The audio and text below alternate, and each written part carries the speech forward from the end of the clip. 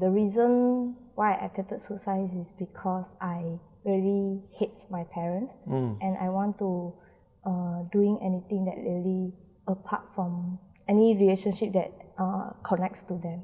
Are you the only child, Mathura? No, I'm the middle child. I have an older brother and a younger sister. Any one of them have tendencies like that? Nope. Okay. When I told him about this sickness, he said there's a family history to it. I like the way I read your story. You actually have very good parents. Yeah. In fact, I think there's a statement there that says, I have parents that many teenagers want, who allow you to do almost anything you want except the bad things, and to make sure that you keep up your grades. Yeah. But they gave you quite a bit of freedom.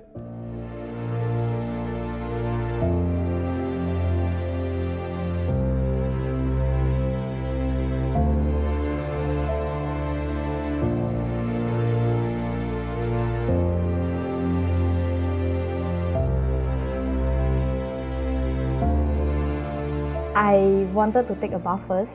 At that night, I just came back. I think I just came back from class, or I cannot remember. So I was in the bathroom. So when I was looked into the mirror, and then I suddenly saw my face exactly same with my mom. Wow. Yeah, and then that's why I hated myself so much, and I couldn't take it anymore. What was going through your mind? Were you emotional? Were you in tears? Were No, you I'm shivering? not in tears. I'm just a lot of hatred. Wow. Yeah. So you were like hardened. The reason I can remember is one of the things that the bird is what I connect to them. So that's why I want to just take out, like, to forget about the things that actually connect to them. And you were far away, of course. Yeah. Where were you? Canada. Canada. So that's far from Malaysia. And even though you're so far, the hurt is still there. Did you actually go away to Canada because you wanted to get away from family? Was that one of the reasons? Yeah, that's one of the reasons. And I still remember that when I was in airport, I like super happy, like finally I can like totally like depart from them. Yeah. But you know, as I can hear you share this, distance doesn't help, right? Yeah, no, it doesn't. Yeah, did it make it worse even? Yeah, it made it worse, and then I stopped to like don't want to contact with them and don't want to pick up their phones also. The biggest argument that I can first remember, when I was 4, and my mom went missing for like 1 month. Wow. We didn't get to see her, and I still remember when I was in kindergarten. I went to kindergarten that time, and she came to my teachers told me, your mom came to visit you. And I'm like, my mom? I don't even know where she is. I just ran outside of class, and she bought me like this cute Barbie doll. I still remember, it was like, I missed my mom so much. And after that, I still didn't get to see her. All I wanted was attention, I guess. Because my parents were always working, and they came back late, and I was always in my room alone. I think they found out that you were harming yourself. Yeah. So what did they do? At first, they were mad at me for doing such things, and they tried to scare me by saying that I could actually die if I continue or keep it up. Right.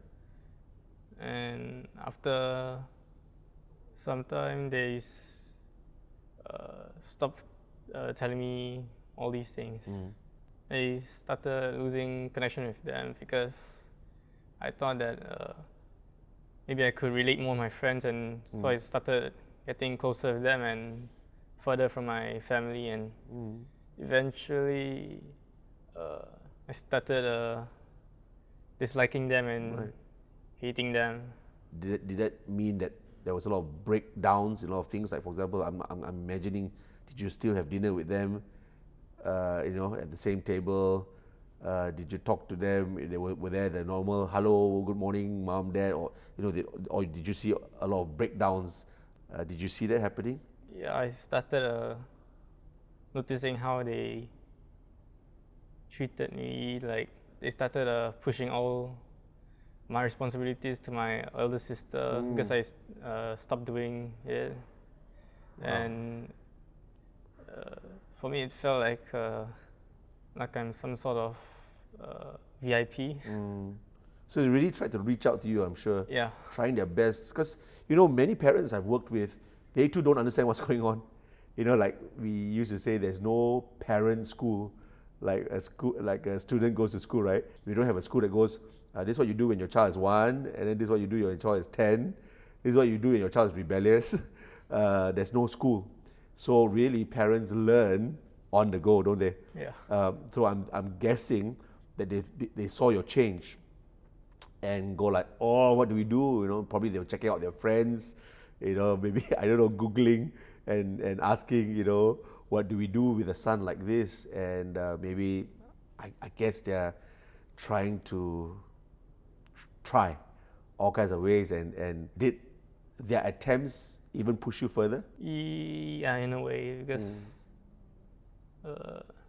eventually I got annoyed by those things they did, and Right. so it led to me disliking them even more. That's a weird thing, right?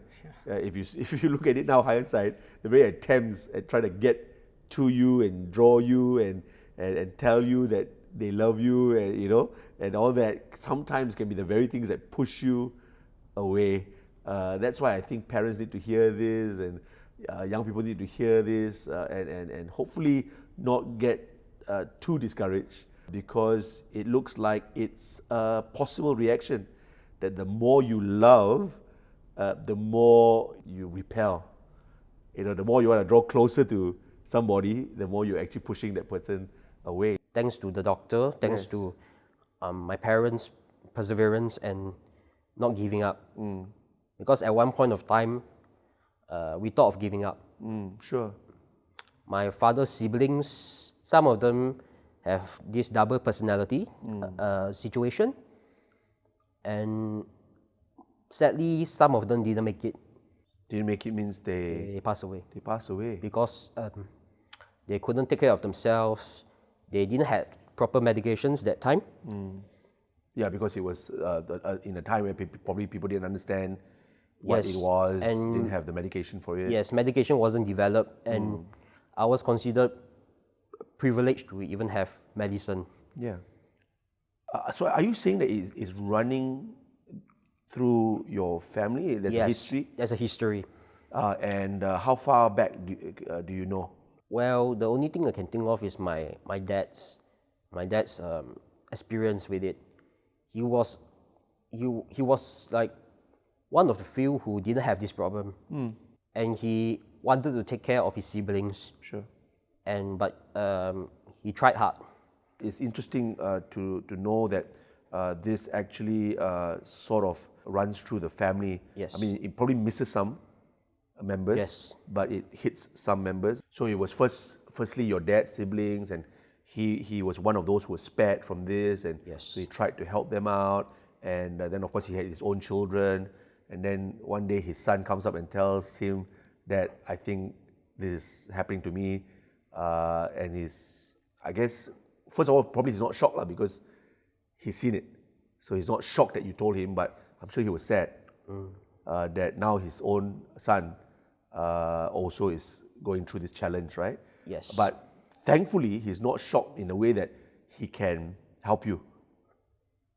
Because I think I read in your story that you actually do thank God for your dad, who is the strong one, the firm one. Yes. The one who is not like shocked and scared and running away from this situation, but instead he is seeking the help Yes. and intervention for you Yes. in the early stages, right? I felt like I had enough. I mean, I don't know what to do. I don't know how to help myself. And I spoke to my friend about it, and she didn't know how to help me either. So I decided on my own that I'm going to go to the government hospital, to the psychiatric department, get help. And I went. I didn't tell anyone. I didn't tell my mom. I didn't tell my dad. I didn't tell anyone. I just felt like I needed to do this by myself. And then after that, I went home. I told my mom. I went to the government hospital. She freaked out. This is going to be on your permanent record. You can't get a job. How dare you do this to us? You know, you can't study. You're ruining yourself. You're ruining your life. And I was just mad. I didn't care what she said. You know, I was like, I needed help. And if you think that me getting help was was like destroying your reputation, I'm sorry, you know. But this is what I had to do. Right. So that was when my mom realized that, okay, she had to do something. And maybe her daughter was sick. She did her own research and she found a private psychiatrist, and now I'm getting treatment for this doctor. Of course, after I was attempted suicide, my emotions still like very low. So I went to church. I didn't start serving anything. I was just very quiet, attend the church service, attend the prayer service. So there is one particular prayer service, I just bow down my knees and then I just keep very quiet, and then it just have started. I think just a flow that I started crying. Since start from that day, I feel like my heart become from hardened become softened. Wow. Since then. So you had like a spiritual encounter. Yeah. I wanted to go back to Malaysia to restore the relationship that I have with my Wow, parents. that's a big one. Yeah. After I came back, it's still the same. My mom, there's one time happened something, my mom calling me, and then she shouted at me at all in the phone call. And then in phone call, I only say few words only, but in a very calm heart. But if compared to last time, I would just end the call immediately. Even saying goodbye, I would just end the call because I'm very angry about what she said. Yeah, so that's when I found myself very different. And There's something changed. yeah, Really, there's something really, genuinely changed. yeah. And whatever things that I don't like, I will cry first. I will not become angry or even like hate them or even like I have some negative emotions that coming out. So that's when I found like, wow, actually, I become a new person. Wow. Yeah. I would say my connection with my parents now is a lot different from last time. We are sort of close. First and foremost, you shouldn't just keep quiet about things. That you should voice out what you don't like and what you like. Because if you keep everything to yourself, eventually you're gonna explode. How big do you think the role of a parent is to a Daniel? It can be quite big because they are the person who is always there for them, and they're the ones that care the most about them.